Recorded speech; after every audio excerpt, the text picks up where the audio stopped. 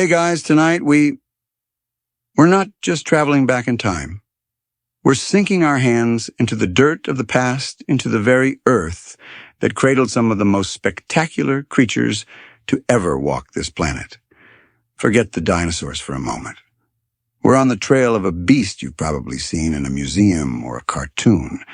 A creature so impossibly big it defies your imagination, the giant ground sloth. Now imagine yourself standing at the edge of a prehistoric forest in what is now South America.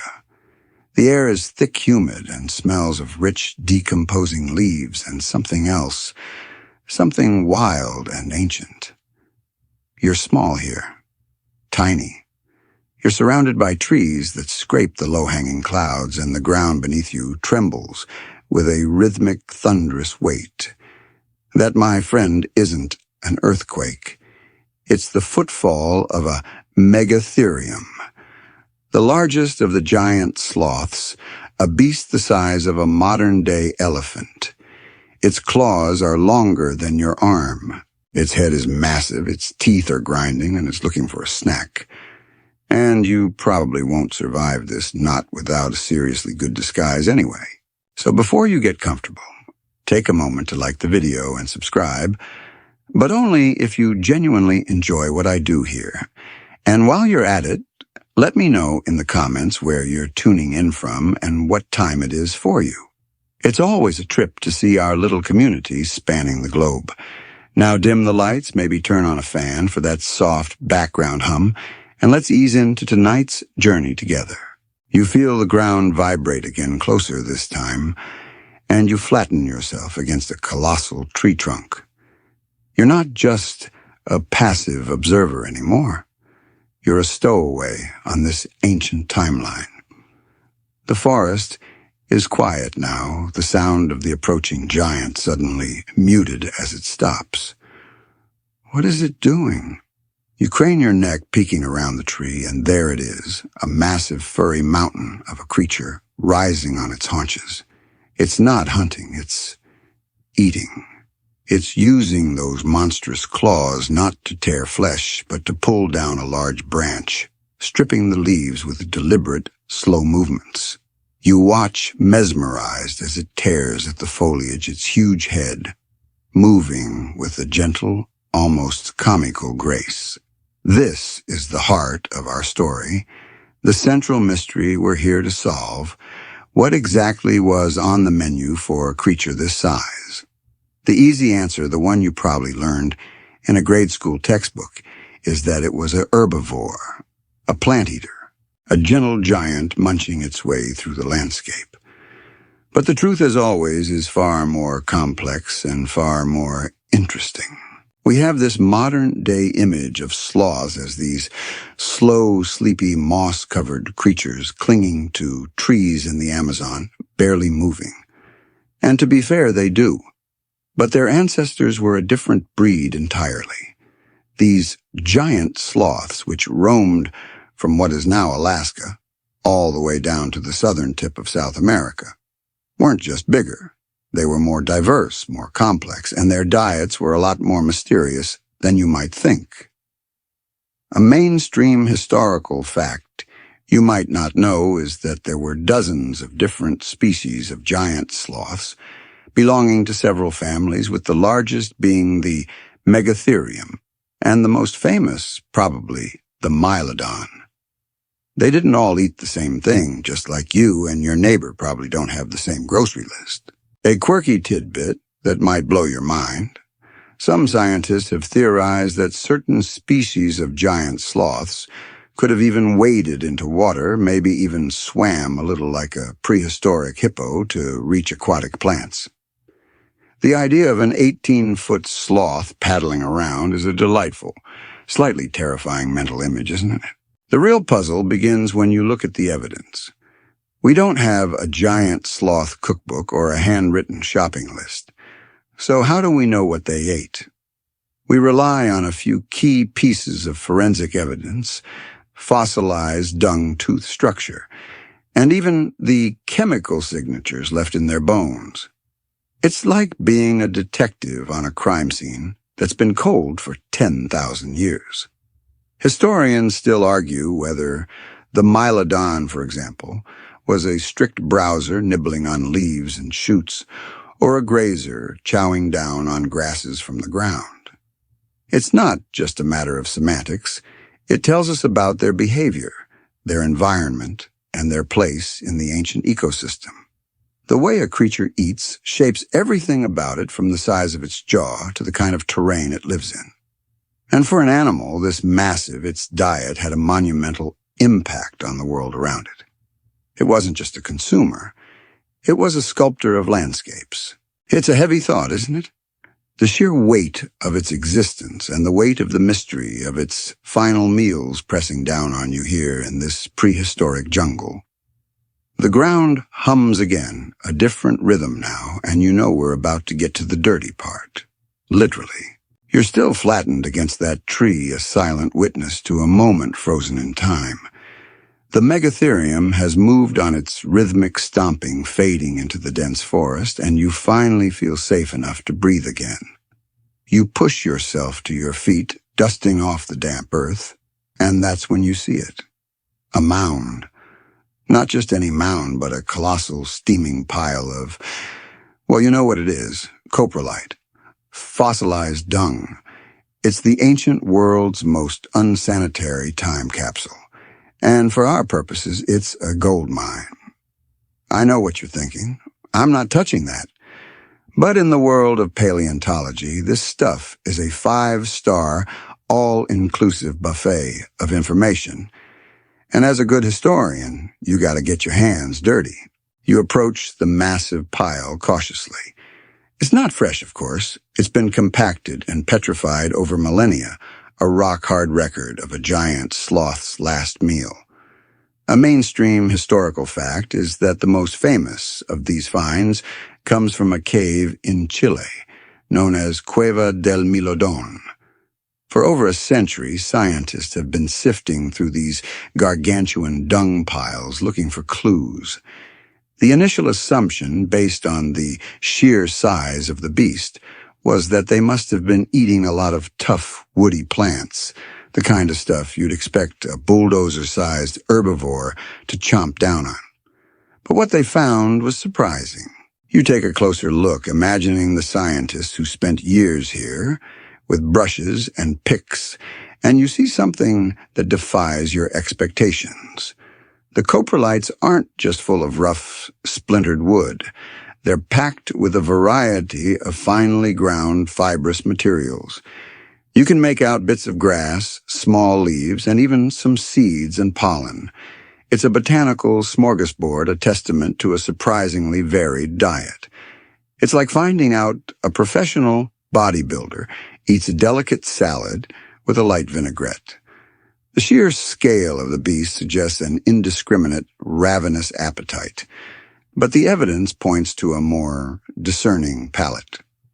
A quirky tidbit is that in some of the Mylodon coprolites, scientists have even identified remnants of gourds and cacti. Imagine a giant sloth with hands the size of dinner plates delicately peeling a prickly pear. It's an absurd but scientifically backed image. The variety in the dung tells us a lot. It suggests that these sloths weren't just eating whatever was in front of them. They were actively selecting their food, navigating the landscape to find specific plants. This challenges the simple image of a slow-moving, leaf-stripping automaton. They were probably more intelligent and had more complex feeding behaviors than we give them credit for. The sheer volume of the dung also tells us something crucial. Their digestive systems were massive fermentation vats. To process that much plant matter, they would have needed a gut full of specialized bacteria and a whole lot of time. It's a far cry from the delicate digestive systems of modern-day sloths, which have famously slow metabolisms. Now, this is where a good scholarly debate comes in. Historians still argue whether the presence of certain plant species in the dung means the sloths were actively seeking them out, or if those plants were just part of a larger, less selective feast. Were they truly picky eaters or just taking what was available? The answer likely lies in the seasons and the specific environment they were in. A sloth living in a lush tropical forest would have a much wider menu than one scraping by in a drier, more arid region. The dung from different locations and different periods tells different stories. You kneel down, running your fingers over the rough, stony surface of the coprolite, a weird mix of wonder and repulsion. It feels like touching a piece of history, an intimate glimpse into the inner workings of a long-extinct animal. This single massive pile represents not just one meal, but countless bites of countless plants. Each tiny fragment is a clue, a breadcrumb trail left by a beast that moved with the slow, deliberate rhythm of a forgotten world. You feel a strange connection to this ancient creature, not through its fearsome claws or its immense size, but through the humble, fundamental act of eating. It's a reminder that even the most spectacular giants are ultimately defined by the simple, everyday struggle to find their next meal. And this meal, this evidence of a secret garden, is just the beginning of our quest. The coprolite trail from the previous section is a fantastic starting point, but it's only one piece of a much larger, more complex puzzle. The next step is to understand that giant sloth isn't a single species, but a whole family tree. You're no longer just looking at a generic mountain of fur. You're meeting two very different characters in our story, the Megatheriidae and the Mylodontidae. Think of them like two very different families at a holiday dinner. They share a common ancestor, but their dining habits and lifestyles diverged in spectacular ways. Let's start with the mama Megatheriidae. You can picture them, the absolute titans of the group, a name that literally means great beast. The most famous of these, the Megatherium americanum, was the star of our opening scene. These were the true behemoths, towering on their hind legs to reach up to 6 meters in height. A mainstream historical fact is that their sheer size made them one of the largest land mammals to have ever lived in the Americas, rivaling mammoths and mastodons. Their diet, as suggested by their immense size and their powerful hook-like claws, was focused on high-reaching foliage. They were classic browsers. You can imagine them standing up against a tree using those long claws to pull down entire branches, stripping the leaves with their powerful jaws. Their teeth were also shaped for this task, large, high-crowned, and designed for grinding up tough, woody stems and leaves. They were the gentle giants of the prehistoric forest, content to tear into the upper canopy like a massive, slow-motion wood chipper. Now let's contrast that with the Mylodontidae. These were a different bunch entirely. While still enormous, a Mylodon was about the size of a modern-day rhinoceros. They were generally smaller and had a different physique. They were built for a different kind of dining. Their jaws were broader, their snouts were shorter, and their teeth were flatter. This suggests a shift from browsing to grazing. A quirky tidbit is that some mylodontid species, like Mylodon darwini, named after Charles Darwin, who first discovered its remains, had a bizarrely thick, pebbly hide embedded with bony ossicles like a kind of natural chainmail. This wasn't just armor. Some researchers believe it was a defense mechanism against predators, while others think it was an adaptation for pushing through dense undergrowth to get to their food. It's like they were wearing their own portable bulldozer armor. This dietary distinction, browsers versus grazers, is crucial. Historians still argue whether the physical differences between these two families were the primary driver of their dietary specialization or the result of it. Did their bodies evolve to fit their preferred food, or did they adapt their diets to fit the bodies they already had? It's a classic chicken and egg scenario in paleontology. The Megatheriidae, with their immense height and specialized claws, were perfectly suited for a browsing lifestyle, while the Mylodontidae, with their broader mouths and tougher bodies, were better equipped for a life on the ground, munching on grasses and low-lying shrubs. This is a crucial point because it shows that there was no single giant sloth diet. The menu depended entirely on who you were and where you lived. You're no longer just sifting through an old dung pile. You're looking at an entire prehistoric ecosystem through the lens of a single animal family. You can almost see them now, a colossal Megatherium, stretching to strip the leaves from a towering tree, its immense weight shifting the very ground beneath you. A little farther off, a smaller, tougher-looking Mylodon is pushing its way through a thicket of brush, its pebbly hide rattling softly as it grazes on the scrubby plants. You realize that to truly understand what the giant sloth ate, you can't think of them as a monolith. You have to appreciate their diversity, their different body plans, and the ways in which their separate evolutionary paths led them to very different dinner plates. This tale of two sloths is a powerful reminder that in the grand sweep of history, even a single species can contain a world of fascinating contradictions. Our journey has taken us from the fossilized dung piles to the distinct dietary strategies of the Megatheriidae and Mylodontidae. But if we want to get even more granular, we have to go inside the sloth's mouth. This isn't just about what they ate, but how they ate it. And the real secrets are in the teeth, or more specifically, in the lack of them.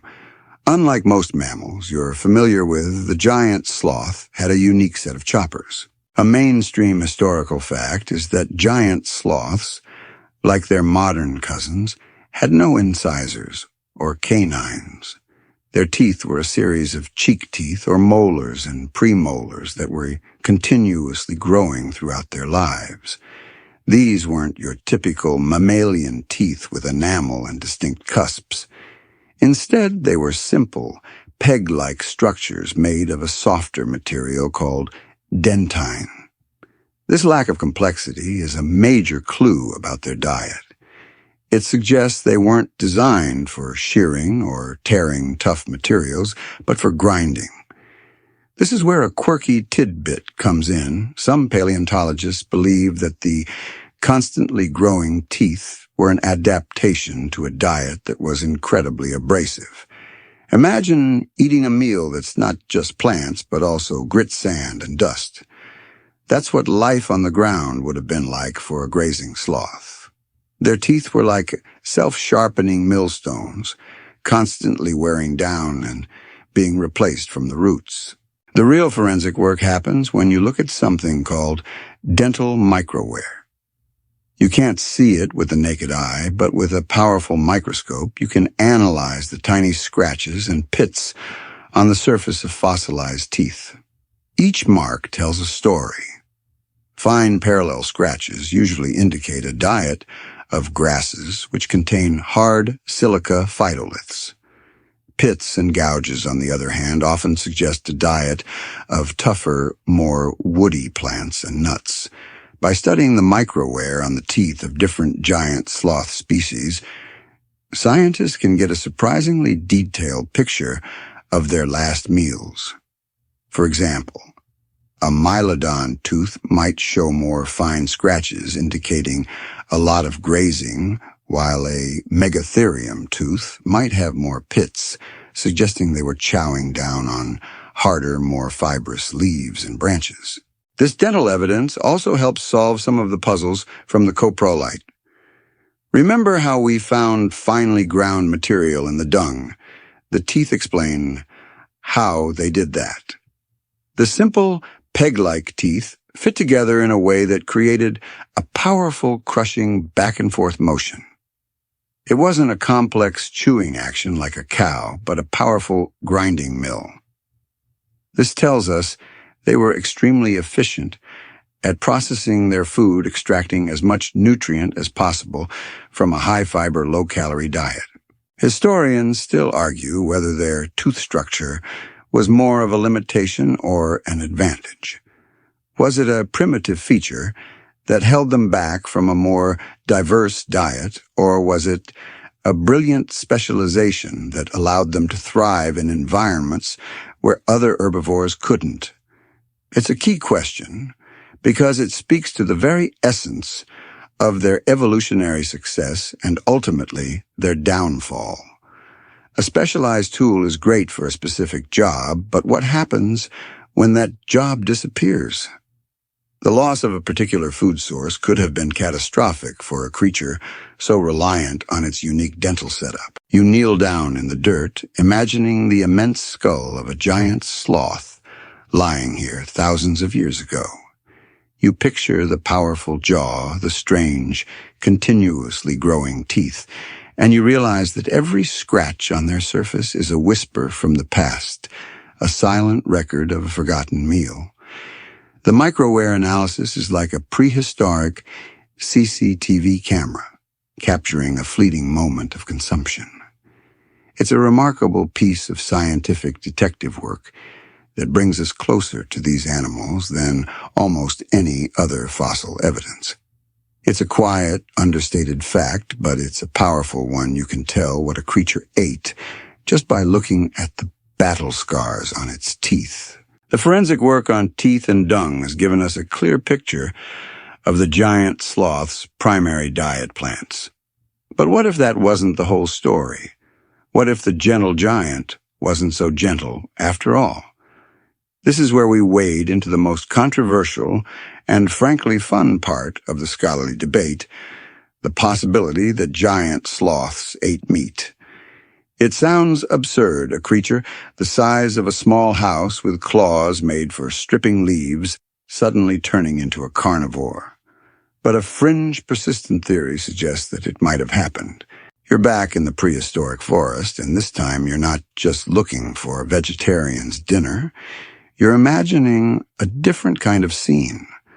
The ground is littered with the bones of a prehistoric horse or a camel. A saber-toothed cat has had its fill and left a significant portion of the carcass behind. And then slowly lumbering toward the scene is a giant sloth. What's it doing? Is it just looking for a plant to nibble on nearby, or is it interested in the leftovers? The idea isn't as wild as it seems. A mainstream historical fact is that even today many herbivores aren't exclusively plant eaters. Deer, for example, have been known to eat birds, squirrels, and even carrion. They're opportunistic. The same could be true for the giant sloth. The theory is that a massive animal with a high-fiber diet would have needed a lot of energy, while plants provided the bulk of their calories, a little protein, and fat from a carcass would have been a massive nutritional boost. It would have been a high-reward, low-effort meal. The evidence for this is sparse but intriguing. A quirky tidbit is the discovery of what look like defensive wounds on the fossilized bones of some giant sloths. Some paleontologists have speculated that these wounds were not from a predator, but from rival sloths fighting over a carcass. And then there's the jaw structure. Remember those powerful jaws and grinding teeth. They're perfect for crushing tough plant matter, but they could also be used to crush bones to get to the marrow, a common practice among some scavengers. Their formidable claws, while primarily used for pulling down branches, could also have been used to rip open a carcass. It's a grisly thought, but it fits the physical evidence. Historians still argue whether the occasional consumption of meat was a common behavior or a rare, desperate act. Was it a regular part of their diet, a supplement they actively sought out? Or was it an act of desperation during times of famine when their preferred plant food sources dried up? The debate hinges on a few key pieces of evidence. One is the presence of nitrogen isotopes in fossilized bone collagen. Different diets leave different chemical signatures. A high-protein diet leaves a different nitrogen signature than a purely herbivorous one. So far, the majority of the isotopic evidence points to a herbivorous diet, but some small variations have fueled the debate. You stand there picturing the sloth not just as a gentle giant, but as a potential opportunist. You see it rising on its hind legs, its colossal body casting a shadow over a half-eaten carcass. The scene is both horrifying and mesmerizing. It forces you to rethink everything you thought you knew about these creatures. It's a reminder that the world of the past was far more nuanced and surprising than our simplified narratives. The possibility of a meat-eating sloth is a delightful, slightly disturbing thought. But it shows us that the story of these extinct animals is still being written, one fossil, one theory, and one strange, unexpected possibility at a time. It's a reality check that even the most well-known extinct creatures can still hold a secret or two. We've explored the secrets locked in their dung, the differences between sloth families, the meaning of their unique teeth, and even the tantalizing possibility of them eating meat. Now let's get specific. It's time to move from the general to the particular to figure out which exact plants were on the menu for these magnificent beasts. We can't just say plants. That's like saying a human diet consists of food. The ancient world was a secret garden, and thanks to modern science, we're slowly finding the key to unlock its secrets. You're no longer in a humid prehistoric forest. You're in a high-tech laboratory looking at a petri dish filled with a dark, powdery substance. It's a sample taken from one of those fossilized dung piles, but this time we're looking for a different kind of clue. Ancient DNA and fossilized pollen. A mainstream historical fact is that DNA can survive for tens of thousands of years in the right conditions, and coprolites, the hardened fossilized dung, are one of the best places to find it. By carefully extracting and sequencing this ancient DNA, scientists can create a list of the plant species a giant sloth ate a biological grocery list from the Ice Age. The results are astonishing. The DNA tells us they weren't just eating generic leaves. They were chowing down on specific species that are now extinct or rare. They ate from the Chenopodiaceae family, which includes things like saltbush and goosefoot. They ate from the Fabaceae house family, which are legumes like peas and beans. And a quirky tidbit is the discovery of DNA from Solanaceae, the nightshade family, which includes potatoes and tomatoes. Before you imagine a giant sloth delicately peeling a prehistoric potato, it's more likely they were consuming wild, toxic versions of these plants. This suggests they had a robust digestive system capable of handling some seriously unpalatable stuff, or that the toxicity of the plants was different back then. But it's not just DNA. You can also find pollen grains and phytoliths, microscopic silica structures that form in plant cells in the dung. Each plant species has a unique pollen grain and a specific phytolith shape, like a microscopic fingerprint. By sifting through the fossilized dung and identifying these tiny markers, scientists can reconstruct the vegetation of the ancient landscape, and by extension, the giant sloth's diet. It's like finding a single sesame seed on a plate and being able to tell that the person just ate a hamburger bun. This research has revealed a crucial point. The giant sloth's diet was a reflection of the climate and the environment. In different areas and at different times, their menu would have changed dramatically. A sloth in a dry, grassy region would be a grazer, while one in a more wooded, humid area would be a browser. The ancient DNA and pollen studies have shown this to be true, providing solid evidence for the regional dietary differences we discussed earlier. Historians still argue whether the sloths were generalists, able to adapt their diets to whatever was available, or specialists with a specific list of preferred plants they sought out. The evidence from the DNA and pollen suggests they were a bit of both. They had a core diet of certain plant families, but they were also opportunistic, supplementing their meals with whatever was growing in their immediate vicinity. This ability to adapt was key to their long-term survival, and the loss of that adaptability may have been part of what led to their eventual extinction. You look at the petri dish, at the invisible fragments of a long-dead world, and you feel a sense of connection to these ancient creatures. It's a humbling thought that we can use these microscopic clues to paint a vibrant picture of an entire ecosystem. The secrets of the giant sloth's secret garden are finally being revealed, one tiny ancient fragment at a time. It's a testament to how much a pile of old poop can really tell you about the world.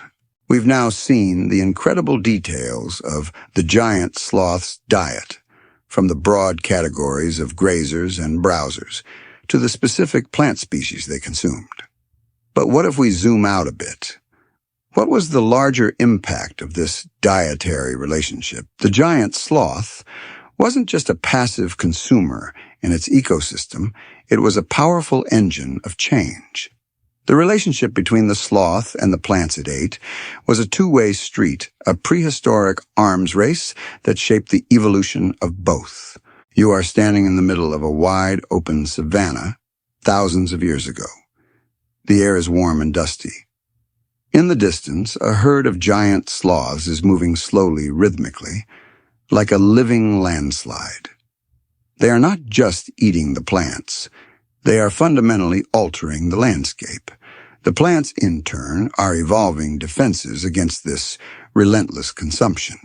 It's a classic example of co-evolution, a mainstream historical fact that you can see happening all over the world, but rarely on this massive prehistoric scale.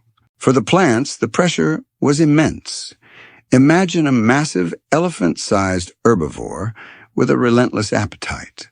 A plant that was easily digestible would be a short-lived one.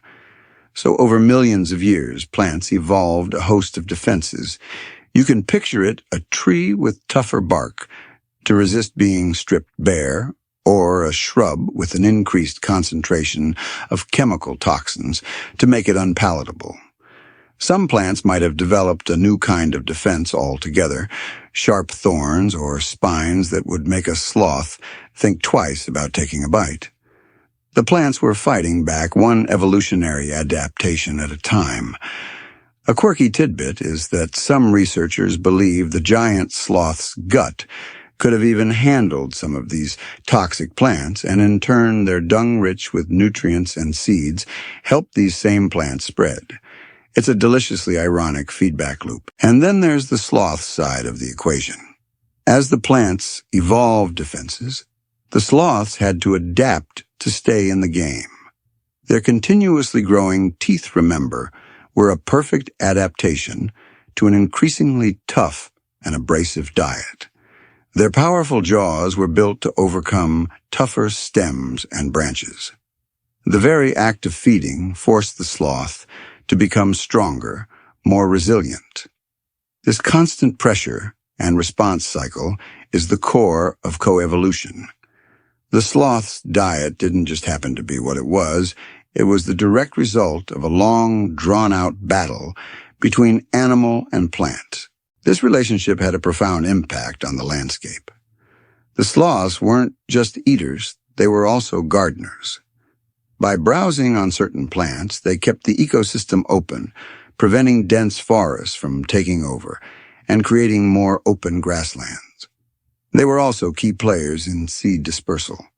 When a giant sloth ate a fruit or a seed, that seed would travel through its massive digestive tract and be deposited along with a nice pile of fertilizer miles away from the parent plant. This helps certain plant species colonize new areas, shaping the very composition of the prehistoric ecosystem. Historians still argue whether the sloths were the primary drivers of this landscape shaping or simply one of many factors.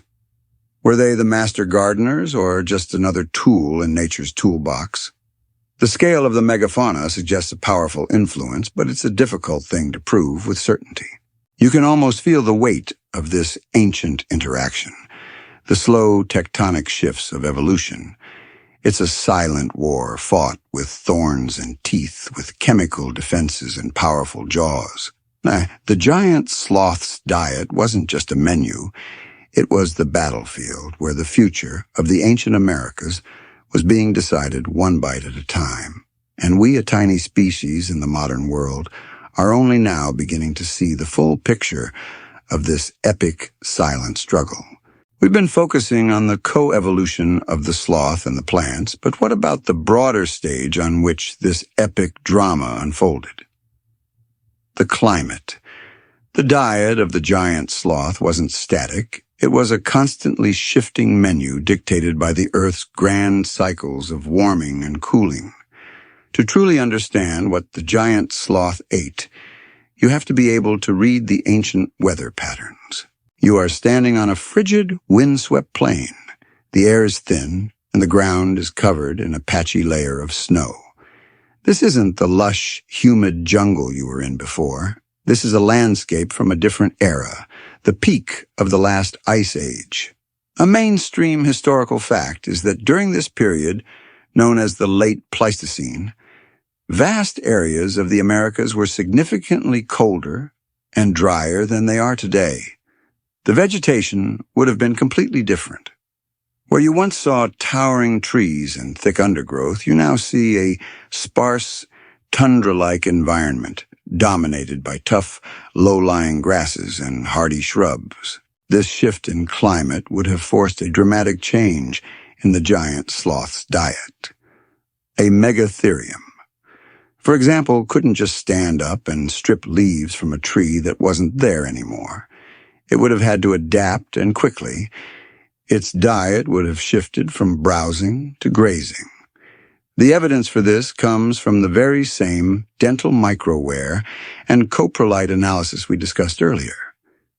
Scientists have found different plant remains and different toothwear patterns in fossil finds from different periods, directly correlating with major climate shifts. A quirky tidbit is that some researchers have even suggested that the giant sloth's massive body size could have been an advantage during these cold periods, allowing it to retain body heat more efficiently, while their large digestive systems could process the low-nutrient grasses and plants of the tundra. The relationship between climate and cuisine is a profound one. It's a key part of the larger debate about why megafauna like the giant sloth went extinct. The simple answer is often humans, and while that is undoubtedly a major factor, it may not be the whole story. Historians still argue whether the sloth's inability to adapt to the rapid climate changes at the end of the last ice age was a significant contributing factor to their demise. As the climate warmed and the vegetation shifted again, their preferred food sources may have disappeared, leaving them with nothing but a biological menu they weren't built to digest. You're watching a story of slow-motion catastrophe. A creature that thrived for millions of years by adapting to its environment suddenly found itself in a world that was changing too fast. The very landscape it was built to eat from was vanishing before its eyes. The giant sloth's diet wasn't just a choice, it was a dependency. And when the plants it depended on faded into extinction, the sloth was left with nowhere to go. It's a somber thought that the history of an animal can be written in the climate it lived in and the food it could no longer find. The journey through the giant sloth's secret garden has a lot to teach us, not just about the past, but about the fragility of the present. Our journey into the giant sloth's diet has taken us from the visible evidence of their fossilized dung to the microscopic clues on their teeth. We've even considered the broad strokes of climate and plant coevolution. But to truly understand their culinary habits, we have to go inside. Not just inside their mouth, but into the very heart of their digestive system, a massive, rumbling fermentation vat that was as much a part of their story as their claws and their size. Imagine a vat the size of a small car filled with a soupy, churning mix of plant matter and trillions of microorganisms. That, my friend, is a simplified picture of the giant sloth's gut. A mainstream historical fact is that, like modern-day ruminants, think cows and sheep, giant sloths had specialized digestive tracts designed to break down cellulose, the tough, fibrous material that makes up the cell walls of plants. Their digestive system was likely a slow-motion factory, taking in enormous quantities of low-nutrient plant matter, and through the magic of microbial fermentation, converting it into usable energy. This process would have taken days, maybe even weeks, to complete. The key players here were the gut flora, the specialized microbes, bacteria, fungi, and protozoa that lived inside the sloth. A quirky tidbit is that scientists have actually managed to find traces of these ancient microbes in the fossilized dung from the Mylodon cave in Chile. By studying their DNA, they can get a glimpse of the sloth's microbiome and the specific functions they performed. These microbes were the unsung heroes of the sloth's diet. They were the ones doing the heavy lifting, breaking down the cellulose that the sloth's own enzymes couldn't handle. It was a symbiotic relationship. The sloth provided a warm, safe home and a constant supply of food, and the microbes provided the essential nutrients and energy the sloth needed to survive. This symbiotic relationship also helps explain the sheer size of the giant sloths. To get enough energy from a high-fiber, low-calorie diet, you have to eat a lot of it. And to process a lot of it, you need a massive gut. The sheer volume of their digestive system was a direct adaptation to their diet. It was a living, breathing testament to the power of a plant-based life. Historians still argue whether the sloth's slow metabolism was a result of its diet or a pre-existing evolutionary trait. Did their gut-driven, slow-motion digestion lead to a slow-motion lifestyle? Or was their relaxed pace what allowed them to process such a large quantity of food so efficiently? It's a fascinating question because it speaks to the very core of what made them unique. The giant sloth's diet wasn't just a list of plants. It was a complex system of internal machinery, and the health of that system was crucial to their survival. The guts, the germs, and the whole gastronomic process tell us more about the sloth than we ever could have imagined. It's a truly inside look at a prehistoric menu. We've been deep inside the sloth's gut. But now we're going to talk about something even weirder: rocks. Yes, rocks.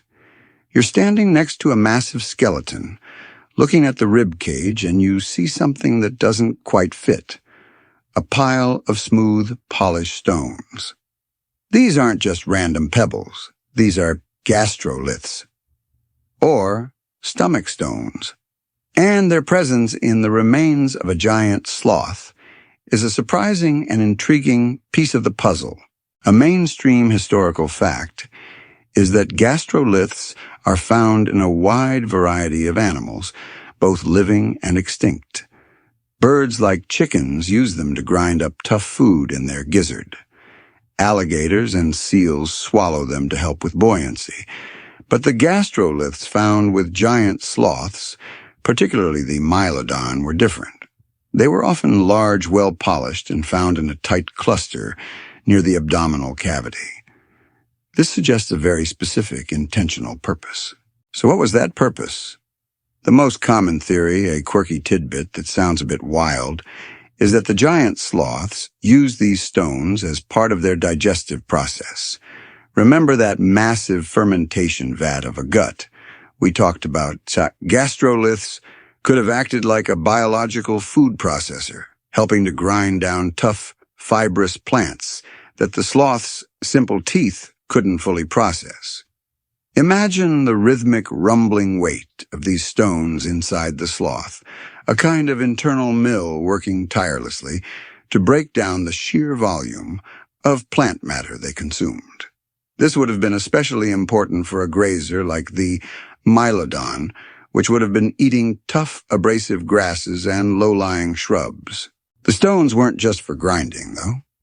Some paleontologists believe that they also helped with the absorption of nutrients. The grinding action would have increased the surface area of the plant material, making it easier for the gut microbes to get to the good stuff. It's a remarkably efficient and low-tech solution to a high-volume problem. Historians still argue whether the sloths actively sought out and consumed these stones, or if they were just an accidental byproduct of a ground-level diet.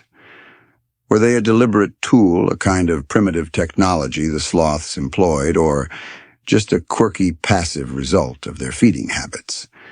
The fact that the stones are often found in clusters and are unusually smooth suggests that they were actively used for a long period of time, not just swallowed by chance. This points to a creature that was more than just a mindless herbivore. It was a complex organism with a surprising ability to use its environment to its advantage. You look at the pile of stones and they no longer look like just rocks. They look like a secret, a testament to a quiet, invisible process that took place deep inside a creature that has been gone for thousands of years. The gastroliths are a reminder that the story of an animal's diet isn't just about what it eats, but how it breaks it down, how it uses its entire body, from its teeth to its stomach stones, to survive in a changing world. It's a story of rock and roll in the most literal prehistoric sense. We've explored the sloth's internal machinery and its rock-eating habits, but let's step back out into the ancient landscape and consider the rhythm of life. The giant sloth's diet wasn't a constant, unchanging feast. It was a seasonal affair, a dance between abundance and scarcity that shaped every aspect of their existence. This is a crucial element of their story, a reminder that even the largest creatures are at the mercy of the natural world cycles. You're standing in the same prehistoric savanna, but the air is different. It's dry, dusty, and the plants that were once lush and green are now brittle and brown. This is the dry season, a time of famine. A mainstream historical fact is that in many parts of the world where the giant sloth lived, there were pronounced wet and dry seasons. The availability of food would have changed dramatically between the two. During the wet season, the world would have been a giant all-you-can-eat buffet. The sloths would have had their pick of a wide variety of fresh, leafy greens and new shoots. Their massive guts would have been working overtime, storing up fat and energy reserves to get them through the lean times. But when the dry season hit, the menu would have shrunk considerably. The soft, easy-to-digest plants would have withered and died, leaving behind only the toughest, most fibrous vegetation. This is where the sloth's unique adaptations came into play. A quirky tidbit is that during these periods, the sloths would have likely relied on a diet of tough, woody branches, bark, and maybe even roots. Their powerful jaws and continuously growing teeth were perfectly suited for this, allowing them to extract nutrients from food that other, less specialized herbivores couldn't touch. The gastroliths we discussed earlier would have been especially important during this time, acting as internal grinders to break down the tough, low-quality food. This seasonal shift also would have had a profound impact on their behavior. During the wet season, with food plentiful, the sloths may have been more sedentary, staying in one area to feast. But during the dry season, they would have likely become more nomadic, traveling long distances in search of a new food source. This would have made them more vulnerable to predators and the elements. Historians still argue whether the sloth's ability to adapt to a seasonal feast and famine cycle was a primary reason for their success or a weakness that ultimately led to their downfall. While it allowed them to survive for millions of years, it also made them extremely dependent on the right conditions. A particularly long or harsh dry season could have wiped out entire populations, especially as the climate began to change more rapidly. The rhythm of the giant sloth's diet was a powerful one, but it was also a dangerous one. It was a reminder that even the most successful species can be undone by a simple shift in the weather. The seasonal rhythm of the giant sloth's diet and its relationship with plants wasn't just about their own survival. It was about the survival of an entire ecosystem. You're no longer just looking at a single creature. You're seeing it as a key player in a vast, interconnected network.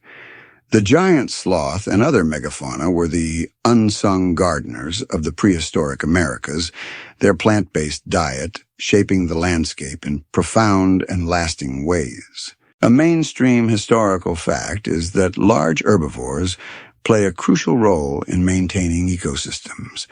They're like living lawnmowers, keeping grasslands open and preventing them from turning into dense forests. The giant sloth, with its colossal size and prodigious appetite, would have been a master of this. By grazing and browsing, they would have cleared away undergrowth, creating open spaces and savannas. This would have, in turn, created habitats for other animals, from smaller herbivores to the predators that hunted them. But their impact went far beyond just mowing the lawn. They were also crucial to seed dispersal. Remember that massive, slow-moving gut we talked about? When a giant sloth ate a fruit or a seed, that seed would travel for a long time, often miles before being deposited in a nice, nutrient-rich pile of dung. This process, known as endozookery, is a vital part of plant reproduction. It allows plants to colonize new areas, spreading their genes across the landscape. Many of the large fruits and seeds of the prehistoric world may have been specifically adapted to be dispersed by these mega-herbivores. A quirky tidbit is that some of the largest seeds in the world today, like the avocado, have no known natural disperser.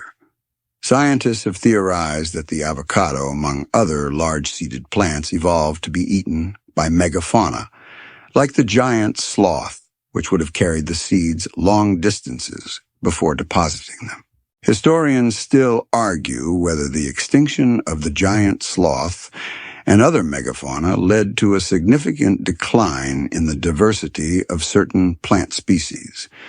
It's a fascinating thought. The loss of a single animal could have fundamentally changed the botanical landscape of an entire continent. The giant sloth's diet wasn't just a personal choice, it was a powerful ecological force, a form of landscape engineering on a scale that we can barely comprehend today. You can almost see it. A Megatherium stands on its hind legs, pulling down a branch, and in that simple act, it's not just eating, it's shaping the future of the forest. The seeds it digests will travel with it, carried to new ground where they will take root and grow into the next generation of plants. The sloth's passing is more than just the end of an animal. It's the end of a relationship, a silent partnership between beast and plant that lasted for millions of years. This is the true legacy of the giant sloth's diet. It helped build the world it lived in. We've now established the giant sloth's diet as a powerful force for shaping the ancient world. But this very act of eating this fundamental requirement for life also made them incredibly vulnerable. A creature this big, moving this slowly, would have been a sitting target for predators. The sloth's lunch wasn't just a meal. It was a potential dinner invitation for something else. You're back in the savannah, but the scene is tense. A giant sloth is in the middle of a meal, its massive head buried in a low-lying bush. It's a picture of peaceful, prehistoric bliss. But you're on high alert. You know what's out there. The ancient Americas were home to some truly terrifying predators: the short-faced bear, the American lion, and of course the saber-toothed cat. A mainstream historical fact is that these apex predators would have hunted the megafauna, and a lumbering giant sloth, especially one focused on eating, would have been a prime target. The sloth had its defenses, of course. Those massive claws weren't just for pulling down branches. They were fearsome weapons. It also had its size, a natural deterrent against all but the most determined predators. But a creature with its head down, its attention focused on a meal, would have been at a disadvantage. A quirky tidbit is that some researchers believe that the thick, bony ossicles embedded in the hide of the Mylodon were a direct adaptation to this threat. It was a kind of natural body armor, making it harder for a saber-toothed cat to sink its fangs into the sloth's vital organs. This suggests that the sloths were keenly aware of the danger they were in during mealtime and evolved a way to protect themselves. Historians still argue whether the sloths were actively hunted or were primarily scavenged after they died. While the fossil record shows plenty of evidence of megafauna being hunted by predators, the sheer size and defensive capabilities of a healthy adult giant sloth would have made it a risky meal. It's possible that predators were more likely to target the young, the old, or the sick, or that they simply followed the sloths, waiting for them to die naturally. You watch the sloth eat, and you see not just a peaceful herbivore, but a living paradox. Its diet, the very thing that sustained it, also made it a target. Its incredible size, the very thing that made it so formidable, also made it impossible to hide. The act of eating was a moment of vulnerability, a small window of opportunity for the hunters of the ancient world. It's a reminder that in the wild, every act, even the most mundane, is a part of a larger, more dangerous story. The sloth's lunch was not just its food, it was its bait. And the end of that meal could have been the beginning of its end. Our journey has been a deep dive into the diet of the adult giant sloth. But a creature's story begins long before it's big enough to eat a tree. The next part of our tale is about the beginning of a life and the first meals of a juvenile giant sloth. A baby giant sloth, a miniature furry mountain, would have had very different needs and habits from its parents. You're watching a mother Megatherium, a colossal shaggy beast lying down on the forest floor.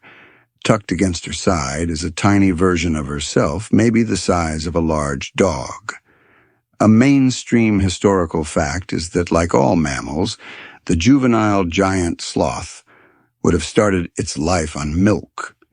This is a crucial first step, as milk provides a high-calorie, nutrient-rich food source that is easy to digest and perfect for a rapidly growing body. The mother's milk would have provided all the energy and nutrients the baby needed to grow into a truly immense creature.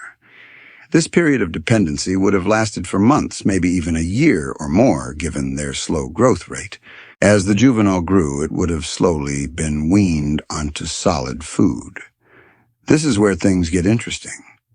A quirky tidbit is that paleontologists have theorized that the mother may have helped the process along by partially chewing food for the young, kind of prehistoric baby food. You can imagine a mother sloth, a creature of immense power, delicately feeding her young a mouthful of pre-processed leaves and twigs. This would have given the baby's developing digestive system a head start, introducing it to the plant matter and the gut flora it would need to survive as an adult. The shift from a milk-based diet to a plant-based diet would have been a period of immense change and vulnerability. The juvenile's teeth, still developing, would not have been as effective as its parents, and its gut would have needed time to adapt to the new diet. It would have been a slow, gradual process, with the young sloth experimenting with different plants, learning what to eat and what to avoid by watching its mother. Historians still argue whether the high mortality rate of juvenile sloths was a significant factor in their eventual decline. A single mother could only raise a few offspring in her lifetime, and the long period of dependency meant that any environmental stressor, like a prolonged drought or a shift in food sources, could have been catastrophic. A young sloth, struggling to find food on its own, would have been an easy target for predators and a victim of a changing world. The diet of a juvenile giant sloth tells us not just about what they ate, but about the fragility of their life cycle and the immense challenge of growing up in a world that was slowly beginning to change. We have journeyed through the giant sloth's life from its birth to its final meals, but now we arrive at the most somber part of our story, the end. The final meal of the giant sloth wasn't just another dinner. It was the culmination of a long, specialized history. And in that last bite, we may find the most important clue to their extinction. You're watching the last days of the giant sloth. The world is changing rapidly. The climate is shifting, and with it, the plants are changing. A mainstream historical fact is that the last of the giant sloths died out at the end of the Pleistocene epoch around 10,000 years ago. This period, known as the Younger Dryas, was a time of dramatic climate fluctuation, a final cold gasp of the Ice Age, before the world settled into the warmer, more stable climate we have today. The giant sloth's diet was a powerful adaptation, built for a world of specific plants and specific climate cycles. But as the world changed, their specialized diet may have become their weakness. The plants they had co-evolved with the very foundation of their food source were disappearing. A quirky tidbit is that some scientists have even suggested that the sloths were so specialized in their diet that they couldn't simply switch to a new food source, leaving them to starve in a world that was otherwise full of life. It's a tragic thought, a creature so perfectly adapted to its world that it couldn't survive when that world changed. But it wasn't just climate. The arrival of humans in the Americas coincided with the extinction of the megafauna.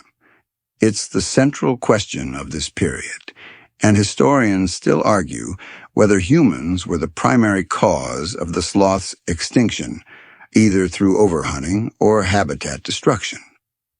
Perhaps the sloths were already weakened by a changing climate, and a dwindling food supply and the arrival of a new intelligent predator was simply the final blow.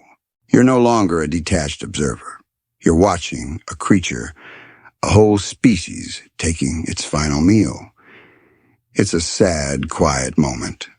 The last leaves, the last twigs, the last rumble of a massive, now empty gut. The final meal of the giant sloth wasn't just the end of an animal. It was the end of an era, a final silent farewell to a world that no longer existed. The giant sloth's secret garden, which we have explored in such detail, was the key to its success and the key to its downfall. Its diet tells us a story of remarkable adaptation, of a symbiotic relationship with plants, and of a life lived in rhythm with the seasons. But it also tells a story of fragility, of a reliance on a world that was, in the end, too fleeting. It's a powerful, sobering lesson from a creature that, for all its immense size, was a quiet, unassuming victim of a changing world. And so, as the final dust motes settle on our journey, and the echo of a thunderous footfall fades into silence, we come back to the present. The giant sloth is gone now, but the secrets it left behind in its dung, its teeth, and the very ground it once walked are a testament to a magnificent, complex life. You can let the quiet of the night settle around you now. That slow, gentle rhythm you hear is just the hum of the fan. The world is safe for now. There are no sloths here, just stories. Close your eyes and let the last of the images fade. The prehistoric forest, the gentle giant, the secret garden, they are all a part of the long, slow, quiet story of history. Sweet dreams, sweet dreams.